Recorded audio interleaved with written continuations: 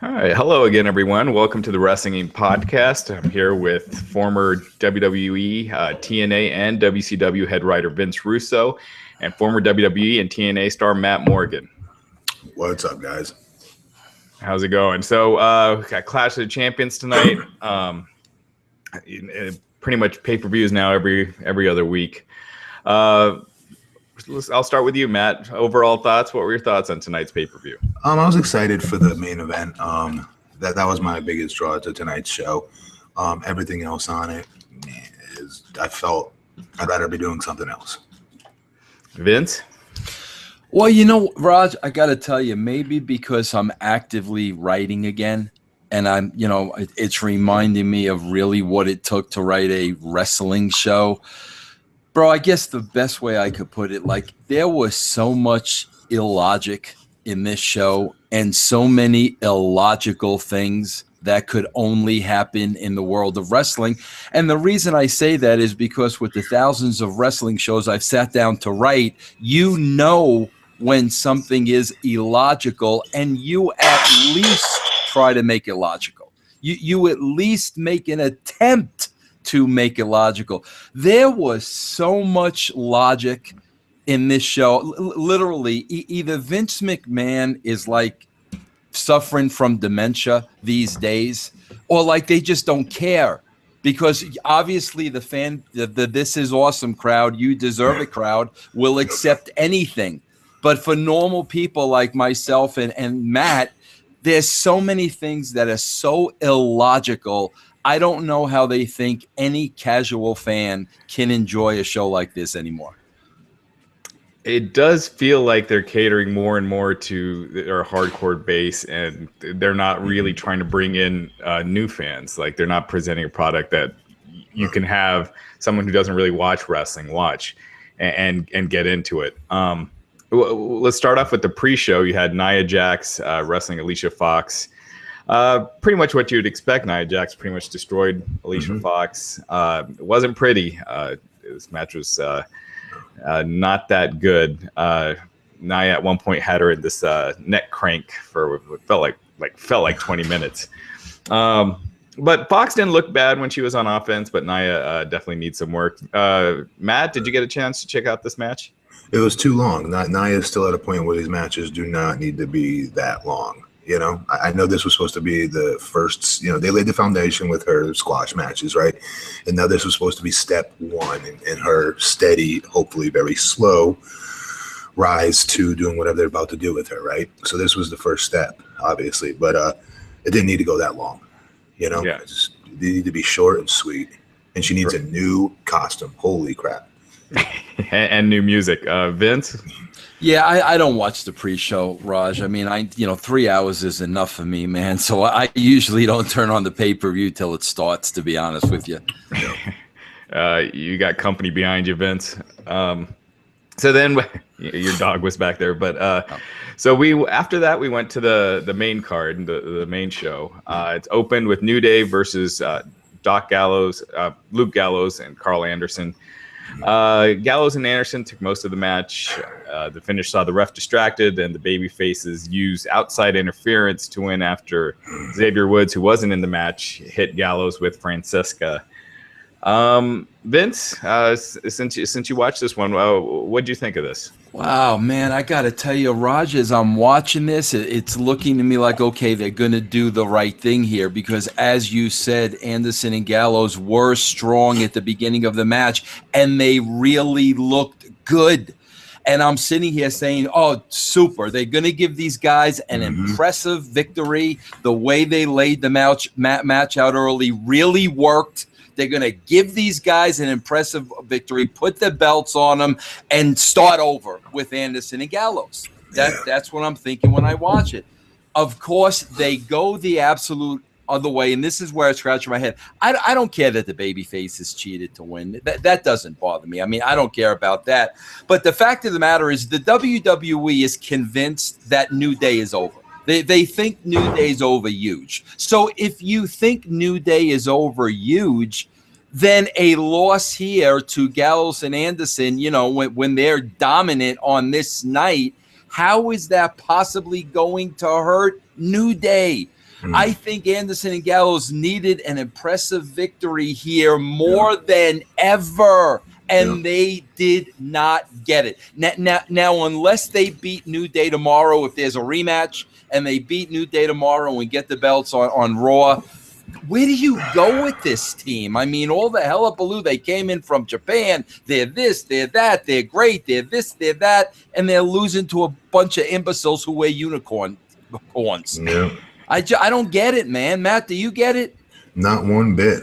And let's, as a writer, Vince, I'm surprised. I'm sure it stuck out to you amongst a litany of other things that stuck out here, but I'm sure also it stuck out to you. This is the first match of the night, and we're using outside interference. We're using all this other crap right off the bat. Like, what happened to, saving that for the more important matches that may need it a little bit more, making it mean more? But besides that, they've been doing this slow, steady thing with, not slow and steady, I'm sorry, fast and quick, that these two guys are ass kickers, right? They try to rewrite them a little bit and backed away from the comedy and then insert some badassness, if you will, with these two characters. And that's what they do the best. And they did it really well over the last few weeks on Raw. And then here's their moment, here's their apex of that new build of them being badasses, and they're owning the match. And I was right with you going, oh, this is great. There's, in the back of my head, I'm going, wait a minute, it might be too good to be true. They're known for their 50-50 crap. Maybe they're taking too much of the match. I could see them saying, well, we gave them the whole entire match. What else do they want? And what else do we want? We want you guys to, the New Day does not need those titles. I've never seen a tag team or an act not need a title more than these guys. Mm-hmm. They're walking cartoon characters. They don't need it. They're entertaining. They're whatever you want to call them. They don't need these titles. Gallows and Anderson needed this win more than anybody on this card tonight, I thought. And Raj, Matt pointed out something very, very, very, very important, and I'm glad that he did. Raj, there were 4 instances tonight in 4 of the matches where outside interference played a big role. Mm-hmm. But out of 4 matches, only in 1 of them do they decide to send a person back. That's what I mean about being totally freaking illogical, because the Lana thing works for their finish. So that's the excuse. Oh, Rusev lost because, Lana got sent to the back. Right. Meanwhile, Dana interfered in the match. The illegal guy with New Day interfered in the match. Yes. Jericho interfered in the match. That's what I'm talking about. Like, they come up with these finishes that are convenient for them because they're lazy and they don't know how to think and come up with something that makes sense. So there's 4 outside interferences, and only 1 time does somebody get sent back. That's exactly what I'm talking about. I agree, and I thought for sure that Dana Brooke was going to get sent back, and they didn't do that. I mean, Vince, to your point earlier, I agree. I just don't know where you go with the New Day now, because you have like no other tag teams on Raw. I mean, it's not like people are clamoring to see the Shining Stars. Well, Raj, Raj, this is where I always give them the benefit of the doubt, and I don't know why I do. I try to be nice, and I'm like, okay, they'll have a rematch tomorrow, and Anderson and Gallows will win the belts on Raw. It won't mean anything. This was their chance. Tomorrow, it's a heart in church. Yeah. Do we lose Matt? You there? Yeah, he's there. Yeah, sorry, you froze up for a minute. Yeah. I just said, even if tomorrow, let's say Gallows and them go over, they win the title, it's too late. It's too late. They showed their ass too early, and what the company thinks of them too early.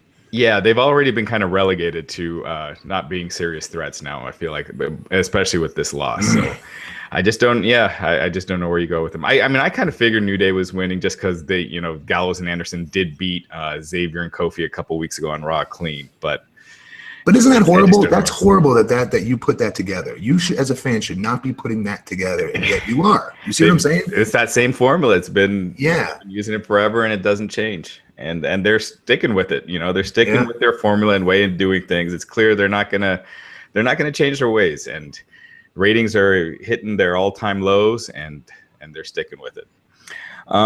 We had a backstage promo with WWE Cruiserweight Champion TJ Perkins. Man, this guy. Obviously great in the ring, but this promo was weak to say the least. You can see why he didn't do too many promos in TNA. he had like a Game Boy 80s video game entrance, which it's different, but just doesn't scream like top star, you know. Oh God, no. And the most impressive thing to me was they changed the color of the ring ropes. Do you guys notice that? No. They changed the ring ropes, so they had purple ring ropes during this match. So I guess like they replaced the ring ropes between the segments just for this match. Pain in the changed ass. it back. Yeah. Yeah, and you know, this match, I feel like if you're gonna have a cruiserweight division, it should be something different. And most of this match was just a typical regular WWE style match. There were, you know, a couple cool moves here and there, but nothing really that really should have stood out like that you would expect with the cruiserweight division, like you had on the Cruiserweight Classic show. Matt, what did you think of this? I'm sure Vince will agree with this to a degree. Like, we both know Brian Kendrick, and I guarantee you Vince was like, he's ecstatic for Brian, you know, getting a new lease on life and getting a new opportunity to make some good money, I'm hoping. Dude busts his ass. He's one of the very few cruiserweights I've worked that actually gets the whole idea of wanting to be a character first before the moves second. But other than that, you know, we're talking about personally watching this match and personally rooting for a friend. That's not what you're asking me. The match itself was what it was. It was a stunt show. It's flip flop fly. You know, just go do all your stunts, get all your shit in, and we'll call that our cruiserweight division. Vince? Yeah, I gotta tell you, Raj, and here's where Vince Russo gets the heat, and that I don't care because I'm not gonna freaking come on here and lie, but I'm a huge Brian Kendrick fan, huge. Not only as a wrestler, as a person, I really enjoyed working with this guy, and I knew he was special. I loved work with him. I'm a huge fan of his. But I gotta tell you, man, when TJ Perkins? TJ Perkins, like, comes walking down the ramp, and not only is he like in the WWE, not only is he on a pay-per-view, he's one of their champions, and literally the guy looks like a high school senior. Yeah. And then when you put that with Sami Zayn coming down and Kevin Owens coming down, I can't believe. Look at Matt Morgan. Look at freaking Matt. This is what wrestling used to look like right here, what we're looking at. Now a guy is a champion on their show that literally looks like he was in Saved by the Bell. I swear, when did the bar drop so freaking low? Matt, let me ask you a question. You are a professional wrestler by trade, Matt. By trade. I'm asking you an honest question, Matt. How do you feel now, basically, that anybody can become a professional wrestler? Anybody can, bro. Right. It doesn't matter what you look like. It doesn't matter if you're special. It doesn't matter if you can't cut a promo. Anybody can be a wrestler. Yeah. How does that make you feel? That I didn't have to work as hard. That apparently I could, you know what I mean? I didn't need to be 7 feet. I could have been 5'2", 135 pounds, and less than average looking than our fans, and still get an opportunity. And I understand talent is talent, and people argue that till they're blue in the face. I get that. You still have to look like one of two things when you walk down that ramp, because you have those 3 seconds to suck the fans in, whether they click the channel or not. And those two things are, you better look like a friggin' athlete, or you better look like an ass kicker. One of the two. And that is not what I get when I watch that. Yeah, I mean, you hear the argument that... I don't even think they've had sex when I see these guys. That's the first thing that pops in my head. I go, these dudes still virgins. I shouldn't be thinking that. You know, I got to tell you, you know, Raj, like I worked very closely, and I had a very long run with Shawn Michaels. Okay, Shawn Michaels was not the biggest guy in the world, but let me tell you something.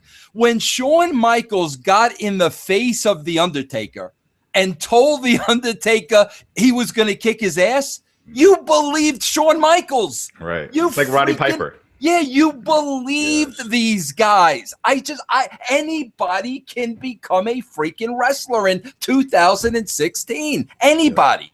Yeah, you hear the argument that the crowd has changed and they don't really care about that anymore. But you just got to wonder if these kind of characters are bringing in new fans, like someone that doesn't watch wrestling. Right. Would they be impressed and be like, this is somebody I want to keep watching? Now, Brian Kendrick, I think it was a big mistake to have him in this match because he's clearly the most charismatic guy in that division. So that seems like you would want to wait to build to that since he's the top heel. You do a throwaway match tonight just to kind of introduce the cruiserweight division, and then you go to Kendrick down the road. But instead, you had Kendrick beat here, and yeah, I just we'll have to see it. I wasn't very impressed. It was a good match, but it just didn't stand out for something that for a division that should be very different. They aired this cool WWE 2K17 promo. That was the best part of the show. That was awesome. Yeah, it was. That was absolutely awesome. Yes. Yeah, that was. Yeah. And then it went to what I thought was the best match of the show, but the ending was kind of weak. Well, first you had backstage promo with Cesaro. Vince, I wanted to ask you about this. Cesaro said he was about to make the biggest comeback in sports entertainment history. Now, no one believes that line. A viewer watching, it just makes Cesaro look like a dork when he says it. As a writer, is that something that, I don't know. What were your thoughts on that promo? Well, that's I talk about this all the time, Raj, protecting the talent. Like Bret Hart taught me this when I was just a magazine writer. Bret Hart taught me this. Bret Hart basically taught me when he knows he's going over in a match, he'll basically say he's going over in promos. He'll say he's going to win the match. When he knows he's doing the job, he would never say he was going to win. Because Bret said, I'm a babyface. I'll lose credibility. I freaking learned that my first 6 months in the business. Here you got a guy, Cesaro, that's the babyface and not winning the match. He's not winning the match. So if you're writing his promo, how can you have the guy say that when you know he's not winning his match because the babyface just lied to you and let you down? That's what I mean about protecting the freaking talent. You can't allow that to happen. And what they teach us that, like even when I was in OVW, and I'm sure in NXT they're definitely teaching them this, is you're taught that in your promo class is don't do exactly that. If don't overpromise and underdeliver as babyface. You can't do it. You lose credibility. Yeah. So we went to the match. This was a really physical match. These guys were beating the crap out of each other. Cesaro did this insane suicide dive that looked like he was 3 inches away from killing himself. Because he was. That was frightening. I understand putting out all the stops on pay-per-view, but that was just insane and dangerous. You had This Is Awesome chants in a bunch of matches on the show. And then you end with a no contest. I think Glenn predicted this ending on Raw, that they would go to a no contest and then go after the tag team titles. We said that in joking. We said that partially joking. We want this thing to end. And they stole the idea. What would suck is now they come up with another best of 7 series to finally come up with the ultimate winner. I'm quitting if they do that. Vince, what do you think? No, I just, listen, I could understand what they were trying to get in a finish. Like, I don't agree with it, but I know what they were trying to get at. But the problem I had with it was, we saw a spot we've seen a million times before. 2 guys going over the barricade. That somebody wasn't killed on that spot. And I mean, for that spot to be the spot where these 2 guys can't continue, I was like, crap, man. I know what they were trying to accomplish, but I don't think that was the spot to accomplish it with. Yeah, you guys kind of did that similar ending back in the day with Mankind and Rock, where they knocked each other out with chairs. You remember that? And it was a no contest. No, I like I said, I don't have a problem with the no contest. I just have a problem with what caused the no contest. Yeah. Matt, what were your thoughts? Just every single one of these matches have been hard hitting. You know what I mean? These 2 are especially Sheamus, very physical, but it gets old. If I take a cannon out and I shoot it every 2 seconds, you know what I mean? After 20 seconds, it's going to get old. There's nothing they could have done to add any new wrinkle in this.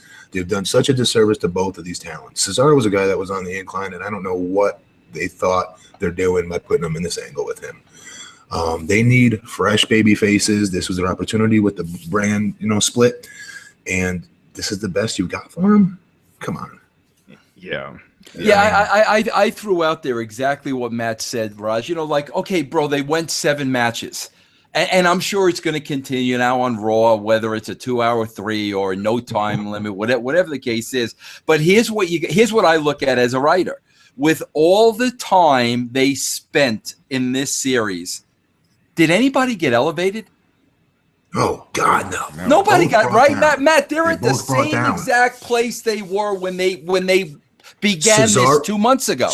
Cesaro is a half a step below, in my opinion, because coming into the draft, he cut one hell of a world beater promo of being disrespected. It was kind of a shoot promo, whatever. At least he was on the incline. People were thinking he's going to get a good push now because of the brand being split, him having more opportunities, and then they gave him this right out of the gate. Yeah, and that's the thing. No offense to Sheamus. Every promo.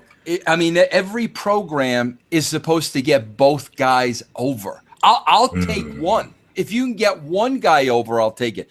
I don't know who was elevated in this last 7 or 8 weeks of matches. Yeah, no, I agree. Up next, we had Chris Jericho against Sami Zayn. Jericho walk into the ring like he's got this swagger now, like he's a snooty wine critic. The crowd was hot for this match. Jericho won clean with the code breaker. I was kind of surprised with that ending. Matt, what'd you think? Me as well. You took the words out of my mouth. I thought this was a great opportunity for Zayn. Say what you want about what you guys think of him. Physically, we could talk about that all day. He looks like somebody that's somewhat average. I get that, but he's supposed to be in the spot of an up and coming babyface, not a rookie babyface, but a babyface that's supposed to be elevated to the next level. And this match should have done that, and it did as far as the match itself goes. He hung with Chris Jericho. He was very impressive in what he did in that match, but he didn't win.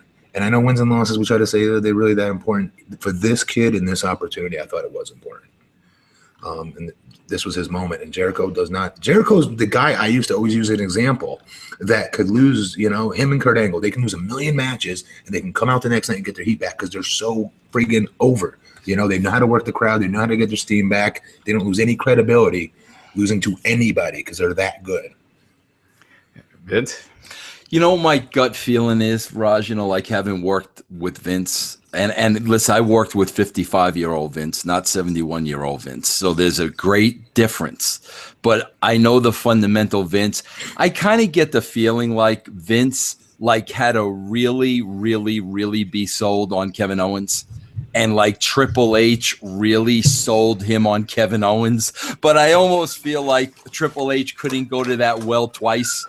With Sami Zayn, and I just knowing Vince, I don't think Vince will ever see anything in Sami Zayn. I didn't think Vince would have ever seen anything in Kevin Owens, to be honest with you. But at least Kevin Owens is entertaining. He is entertaining. He's good at what he does. But like I said, I think Hunter really had to convince Vince about Kevin Owens. And I don't think he fought that fight for Sami Zayn because it's almost like he knew he was going to lose. That's kind of the feeling I get. I don't ever see Sami Zayn, getting a higher spot on the roster than he is right now. I don't personally. Yeah, well, the original plan before Finn Balor got injured was Finn Balor to be facing Kevin Owens, and then at the next pay-per-view is going to be Balor, Owens, and Jericho. So maybe they still are putting Jericho in a triple threat at the next pay-per-view, and if so, I get it makes sense that Jericho went over here. They had a backstage promo with Kevin Owens, Mick Foley, and Stephanie McMahon. Good promo by Owens. He called Seth Rollins a mistake. They had this weird shot where I don't know if you guys noticed it, but he just had all this these stretch marks or something under his arm that was driving me nuts. Owens did. Yeah. It was just a weird angle that they need to shoot him from the other side, I think, or have him in a longer t-shirt. But what'd you guys think of this promo? Good catch on the stretch marks in the ring too. You'll see that as well. Yeah, I saw it in the ring a couple times. He's heavy set. Anytime somebody's heavy set like that and loses a lot of weight pretty quickly, they're going to have that. But again, that's people's argument that he shouldn't. You know what I mean? Being a spot, I might get into that. It's a whole can of worms. But promo's great promo. I love. He's one of my favorite guys to watch, honestly, for what it's worth and listen to. I think it's a good promo. Vince, what are your thoughts on Kevin Owens headlining this pay-per-view? It's his first pay-per-view that he's ever headlined. You know, it's weird to call these pay-per-views when they're not available on pay-per-view. Yeah, they're not. But somebody said, like, what somebody tweeted out, and I didn't tweet it out because I would have got crucified for it, but I felt the same exact way. Somebody tweeted out, I'm watching Kevin Steen against Tyler Black. And to me, that's what it felt like to me. And I mean, I'm just going to be honest with you, Raj. You know, when you talk about being a star, you're talking about who would you pay money to see. That's really what it all comes down to. Who would you pay money to see? Me, as a casual wrestling fan, I would not pay money to see either one of these guys. I want to see wrestlers. I want to see superstars. I want to see larger than life figures. These guys are two good wrestlers. So that's my opinion. Some people will pay money to see these guys. I'm watching Kevin Steen against Tyler Black. And that is never going to change for me. We went to the women's title match, Charlotte defending against Bayley and Sasha Banks. I thought they worked really hard. I thought it was a pretty. I thought it was an above average match. Charlotte won the match fairly clean after pinning Bayley. It's fairly clean, but Dana did interfere on Charlotte's behalf a couple of times. I just feel like I've just seen this match so many times in some form. And Bayley, she's been beaten now 3 times, 3 weeks in a row straight. Vince, what are your thoughts on Bayley and this match? Well, you want to know something interesting, Raj? Like with working with Rocky Mountain Pro now, one thing I'm really trying to do, Raj, because I'm really trying to get back to logic and back to basics. And one thing I'm really trying to concentrate on is keeping the match in the ring. The whole object of wrestling is to pin your opponent in the center of the ring, 1, 2, 3. So every time you go to the outside of the ring, you are totally going against what the object of the match is. You've got to pin your opponent in the ring, 1, 2, 3 to beat him. WWE has gone so far away from that, it's not even funny. But here's something else I want to point out to you, Raj. That's lazy booking that, in my opinion, should have been changed a long time ago, but it doesn't, because everybody wants to lay out the match the same way it's been laid out for the last 50 years, and nobody wants to have to think about it. Let me ask you a question, Raj. Just because it's a 3-way match, why is it a no DQ match? Why is it a no DQ? You know why it's a no DQ match? So the one person can constantly be on the outside when the other 2 people are in the ring fighting, because they don't know how to lay out a 3-way match with all 3 people involved all the time. There's no reason in the world why every 3-way match should be a no DQ. And if it's going to be a no DQ, are Sasha and Bayley that dumb that they're not going to bring somebody into the ring with them to counter Dana? Yeah, and why doesn't Dana just stay in the ring if it's no DQ? Why is she getting out? Why does she just stay in the match? That's what. But see, this is what you're right. This is what I'm freaking talking about, bro. How can they expect anybody with half a brain to just overlook all this stuff and say, "Well, it's wrestling"? That's the problem, man. That's the problem. Casual fans say, well, it's wrestling. It's stupid. It doesn't make any sense. So we're just not going to watch it anymore. Boom. Done. Matt? The match itself, you're asking, or the whole? It's a little bit what you said. We've seen this already. But I just want to talk about how it's more Bayley, one of the most organic newcomers, over on her own accord, on her own, whatever you want to call it, that it factor that she's got, because she does, and she's a great sympathetic character. I don't even know what you want to call it, but she's got it in spades, and they're just completely dumping on her, And this was a way to have Sasha lose without taking the pin. Their former champ that got injured and had to drop the title just a month ago. Bayley's not the one you use for that. That's Dana Brooke. That's anybody else but her. You know what it is, Matt, and we've said this before, Raj. Raj, I'm telling you, it's the kiss of death for any talent. If they have young, talented people 22, 23 years old. They do not have the creative capacity to keep those young people over. Look at poor freaking Paige. I said it when I saw Paige. I said the problem with Paige is her talent far exceeds the people that are writing for her. That's going to be a problem. There's no reason why Bayley could not be the female version of John Cena. There's no reason in the world. It's a curse. She's young, she's talented, and they're not good enough from a creative level to live up to her potential. So their writing and their creative brings her down. All of a sudden, Bayley's not going to mean anything, just like they killed Paige. It's a kiss of death if you're young and you're on that roster. They're not going to get you over. They're not going to keep you over. Bray Wyatt as well. Yeah. Next up, we had Rusev and Roman Reigns. But before we get to that, we got to talk about DDP Yoga. DDP Yoga has changed countless lives, and even many of the past and current roster benefited immensely from it. You just look at Mick Foley and how he looks. Chris Jericho is on the show tonight, 45 years old and still going strong. They all swear by it, and DDP has taken it to another level with the DDP Yoga Now app on iOS and Android devices. So you have no excuse because you can take it anywhere.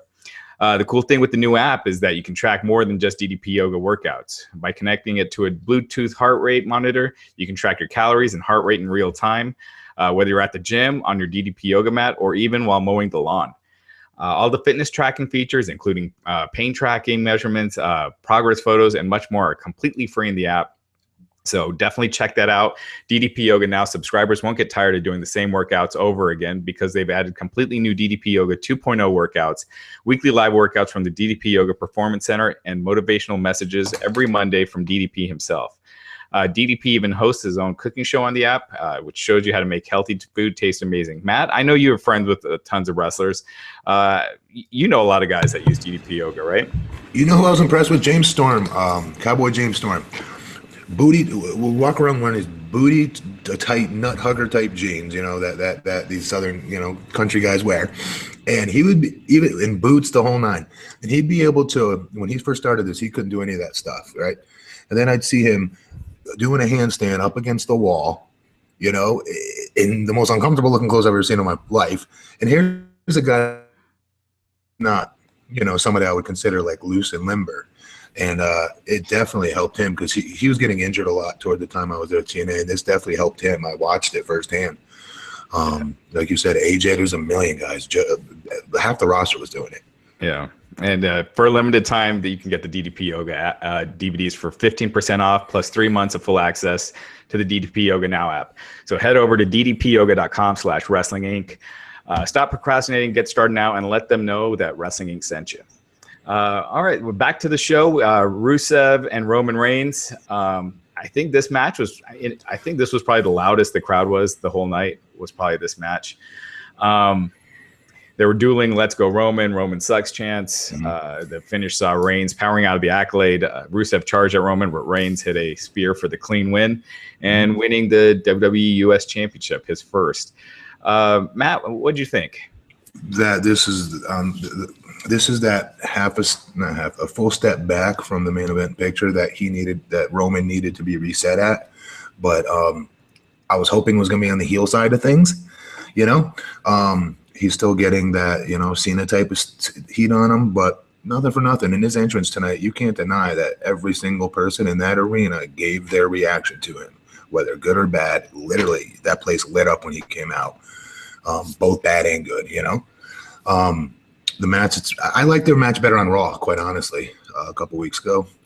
I thought it was better. But again, they've worked so many times already. What do you really do? The finish, the false finishes in this match were very, very well timed, very well planned. I liked the match. I was looking forward to this second most match of the night, for sure, going into this, you know. Roman winning the title, you know, it keeps him moving forward, you know, but back at the level he needs to be at, not being completely shoved down their throats. He's still being shoved down their throats, but not to the same degree as he was before.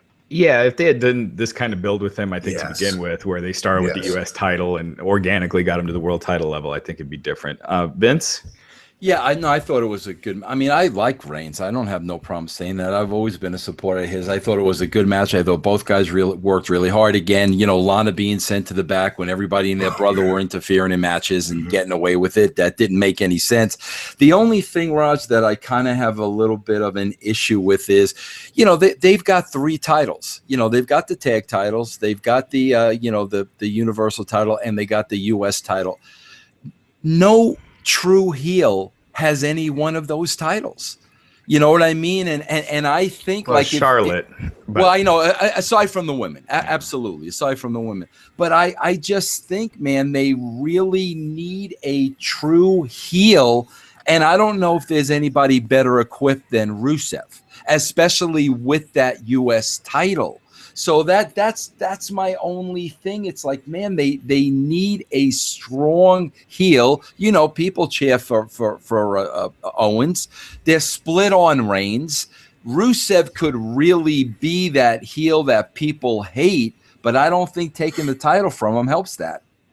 Yeah, but I almost think you needed this for this feud to continue because they've already had a few matches without a title change.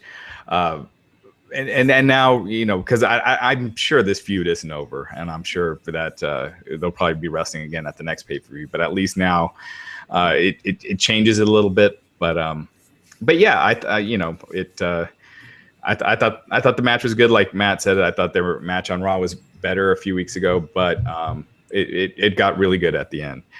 For as much as fans crap on Roman Reigns, Seth Rollins versus Kevin Owens was the main event, and the crowd did not react to this match, in my opinion, like it was a main event. I felt like they were pretty quiet.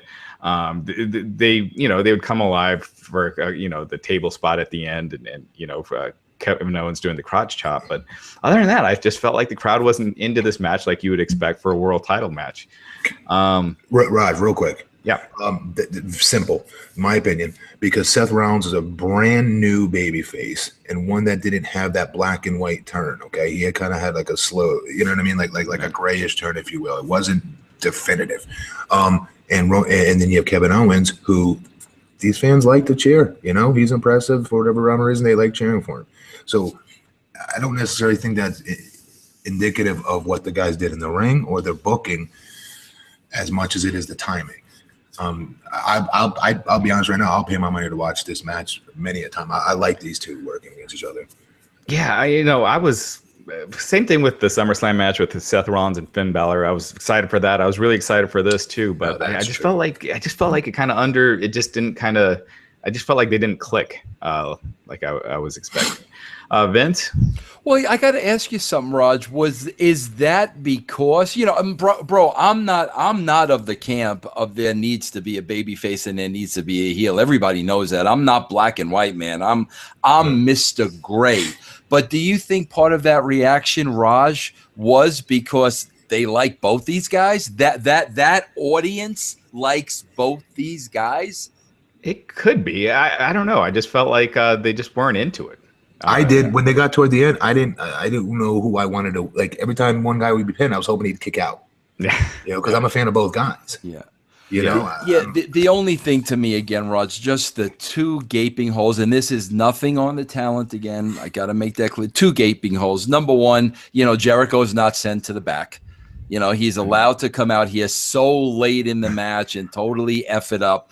And number 2, I mean, Raj, how long was the ref down before they sent the new ref? That's what I'm talking about. It's like, guys, come on, man. A new ref should be out there immediately and figure out a logical finish. Don't keep the ref down for 7 minutes so they could do all these spots and then we better send a new ref out.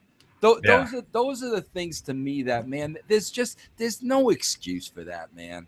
Yeah, no, I agree. That was a pretty annoying ref bump. He really oversold that one. It felt like he was out for like 30 minutes.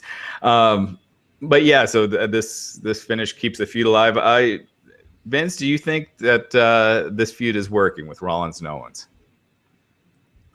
I don't think it is, because I think the audience they're catering to right now is a fan of both guys. I mean, I really do. I think that's why you're not getting the response. And like Matt said, maybe if they would have painted one, you know, obviously they're trying to make Owens a heel, and he's trying to make himself a heel, but they still chant him. It's what Matt said. They kind of just made Rollins a quasi baby face. Maybe if both of their roles were defined a little bit more, the match would mean something. And maybe as we get deeper into the program, it will. Maybe now Owens starts really healing on Rollins, whatever happens. But I don't think the roles are defined enough to make people take sides. And I think that's why you're not going to get the response you're looking for. Matt? That's it right there. But real quick about the, physically talking about Kevin Owens here. I know fans don't want to hear this, but this is the truth. I'm a huge Kevin Owens fan. Before I say this, you know this. But they got to do something with his body, because you guys just brought it up tonight about the stretch marks. You shouldn't be seeing those things in your champion. Okay, I'm not stuck in the 90s. I'm not stuck in the 80s. I'm not stuck in the 2000s. I'm stuck in today. And I'm a fan of his. That said, put him in something where we don't see that crap, you know? And I will say this real quick. When the bell rings, I believe everything Kevin Owens does in that ring. His kicks, his punches, his face, everything, his body language. I believe everything that he does, that he is an ass kicker when it's time to to be ass kicker. Which is it's not easy to do. But I'm talking the beginning parts, the entrances and the promos and the things like that, because that's what sucks in the other viewers that they need to get, the mainstream viewers. It's not once the bell rings. No mainstream viewers watching that crap. They're watching the promos. They're watching the entrances. Yeah. All right, so final thoughts of the night. Vince, overall, how would you rate this pay-per-view? No, again, I mean, Raj, I thought it was an average pay-per-view, and I guess a lot of them are going to be average, Raj, because there is one every 2 weeks. So I guess they're going to be adequate. And it was adequate. The guys work hard like they always do, always, no matter what. That's the thing I love about wrestlers, man, the work ethic. They are going to work hard regardless. But as far as storytelling and it was an average show in my opinion. Yeah, Matt. Slightly below average show with two great last matches. Especially, I love the main event. It is what I have no problem saying that. I love tonight's main event. Yeah, I thought it felt like Sunday Night Raw, just another show. They still haven't followed, how many weeks are we at now? They still haven't followed up on Triple H, which I think is just lazy storytelling. But, it's fine for a network special. If I had paid, I don't think this would be worth $50 back in the pay-per-view era. So tomorrow night we got Raw up against the presidential debate and football. They're predicting Super Bowl level viewership for the presidential debate tomorrow night. Are you guys gonna be watching? What is the football game tomorrow? Do you guys know? I think it's the Bears and the Cowboys, maybe, or the Falcons. I think it's the Falcons tomorrow night. Falcons and the Cowboys. I'm just curious to see what that game is. See what the markets are. Let me check. Trump's on. Yeah. Trump's going to be hurting the show that he once bought. Remember, they had that, the Falcons and the Saints tomorrow night. Well, I mean, not too huge markets, but the debates is going to kill everything, so it don't matter. Yeah. Can I watch that and report on that instead tomorrow, Raj? we can do both. We can talk politics and wrestling tomorrow night.